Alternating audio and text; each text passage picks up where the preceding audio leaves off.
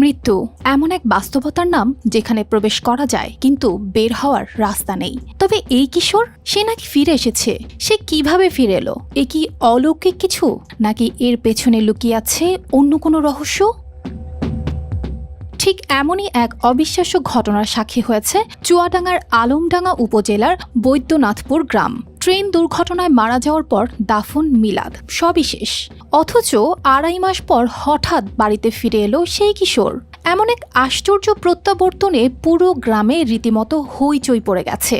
এই যে একজনকে দাফন করা হয়েছে, হঠাৎ ২.৫ মাস পরে সে জীবিত অবস্থায় বাড়ি, এই আসলে এরকম ঘটনা আমি তো ইতিপূর্বে শুনি নাই বা দেখি নাই। গ্রামের দরিদ্র পরিবার সাইদুর রহমান ও আমিনা খাতুনের ছোট ছেলে তোফাজ্জল হোসেন তুফান। গত ১৪ই জানুয়ারি বাবা মায়ের সাথে দেখা করতে ঢাকা এসেছিলেন তিনি, কিন্তু ভাগ্যের নির্মম পরিহাস, রাজধানীর কোলাহলে হারিয়ে যায় সে। অনেক খোঁজাখুঁজি করেও পাওয়া যায়নি তাকে। বাধ্য হয়ে থানায় সাধারণ ডায়েরিও করে তার পরিবার। কয়েক মাস আগে জানুয়ারির ১৫ তারিখে আমার ছেলে হারাইছে। আর ডিডি করছি মনে হয় আমরা ১৯ তারিখ বা ১৮ তারিখ। ডিডি করার পরে আমরা মনে করুন থাইবি থাকার পরে আমরা ডেটে যখন ওই খবরটা পাই, তখন আমরা এখান থেকে ৯ জন লোক মাইক্রো নিয়ে ওই গাইবান্ধায় চলে যাই দিকে হবাবু আমার ছেলের চেহারা, সবাই বলছে তুফান। এই জন্যে আমাকে রাইকি আমার গ্রামের লোক তারা চলে আসলো যে তো ছেলেটা রেখে চিকিৎসা কর। তো তারপরে আমি ওখানে থাকার পরে ৫ দিন পরে ছেলেটা মারা যাওয়ার পরে এখন ওখানকার গাইবান্ধা থানা তারা দিবে না, বলছে তোমার ছেলেটা ছবির সাথে মেলে না, তে আমরা দেবো না। তা আমি বললাম স্যার এখন আপনারা তো দেবেন না, আপনারাও তো মাটি দেবেন। তো বলছে হ্যাঁ আমরা মাটি দেবো। তাহলে আমি নিজেই মাটি দিই, আপনাদের কোনো আপত্তি আছে? আমার ছেলের মতো চেহারা দেখুন, আমি বলছি আমার ছেলে, আমার আত্মীয় স্বজন বলছে আমার ছেলে, আমার মা বলছে আমার ছেলে। তারপরে তারা সিদ্ধান্ত নিয়ে সব কিছু লেখালেখি করে আমাকে লাশটা দিয়ে দিয়েছে। এরই মাঝে সামাজিক যোগাযোগ মাধ্যমে দেখা যায় এক দুর্ঘটনায় আহত কিশোরের ছবি। নিজের হারানো ছেলেকে চিনতে ভুল করেনি তার বাবা মা, ছুটে যান গাইবান্ধা সদর হাসপাতালে। কিছুদিন চিকিৎসার পর ওই কিশোর মারা গেলে মরদেহ এনে গ্রামের কবরস্থানে দাফন করেন তারা।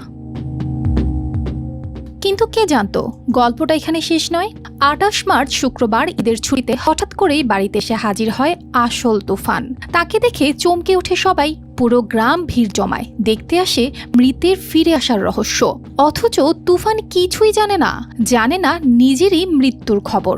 বাইরে দেখছে আমাকে আমার মতো কুলারে দাফন করছে, তারপরে এখানে করছে। আমি যে মরে গেছি আমি তো নিজেও জানিনি। আমি এসে শুনে অবাক হয়ে গেছি। আমার খবর দেখে আমি একদম অবাক। আমি কিছুদিন আগে বাড়ির থেকে না কয়া বাবা মাকে দেখা করতে গেলাম, ঢাকা শহরে যায়। তারপর বাবা মাগুলো লাগে খোঁজ পাইনি, তারপর কাম করা শুরু করছে। কাম করে কিছু কালকে আসতে। ঢাকায় হারিয়ে যাওয়ার পর যোগাযোগের মাধ্যম না থাকায় বাড়ির ঠিকানা খুঁজে পাচ্ছিল না সে। পরে রাজধানীতেই রাজমিস্ত্রির সহকারী হিসেবে কাজ শুরু করেন। শেষমেশ ঈদের আনন্দ ভাগাভাগি করতে ফিরেই সে জেনে যায় অবাক করা এই গল্প। প্রথম দেখে আমরা একটু আতঙ্ক মতো হয়ে গেছিলাম, বুঝেছেন যে এই কি ব্যাপার। ২ মাস আগে তাকে দাফন করেছে বৈদ্যনাথপুর কবরস্থানে, এবং তা জানা যায় মাটি দেওয়ার সময় আমি ছিলাম, প্রায় ৭০০ মতো লোক হয়েছিল। মরা মানুষ তাজা হয়ে গেছে। আমি তো শুনি টাসকি খাই গেছি, মানে ঘুমন্ত অবস্থায় আমার মানে একটা সেন্সলেস একটা অবস্থা।